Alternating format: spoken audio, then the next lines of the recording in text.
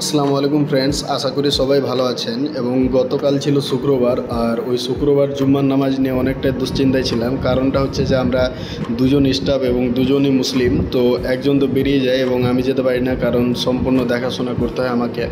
কিন্তু এখানে যে নাইট গার্ডটা থাকে ওটা হচ্ছে হিন্দু, তো ওকে রেখে আমরা প্রত্যেকবার জুম্মার নামাজ পড়তে যাই। কিন্তু সকাল থেকে ফোন করছে, এখন পর্যন্ত ফোন ধরে না। এবং শেষমেশ ওখানকার এই মহিলাটাকে পাই, ওর বাড়ির পাশে আমাদের এখানে কাজ করতে আসে, তো এর হাতে খবর পাঠায় এবং অবশেষে প্রায় 12টা নাগাদ গিয়ে বলে এবং 12:15 নাগাদ এসে হাজির হয়। তো যাই হোক, তাড়াহুড়া করে গোসল সেরে নিই এবং গোসল সারার পরে উজু করে টুপি পরে অনেক তাড়াহুড়ায় করে আমাকে মসজিদ বের হতে হয়।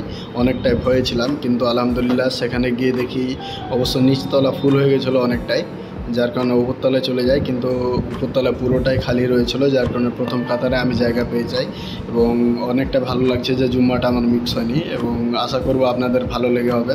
তো যদি ভালো লেগে থাকে তো অবশ্যই একটি লাইক করে দেবেন এবং দেখা হচ্ছে সামনে ব্লগে। আসসালামু আলাইকুম।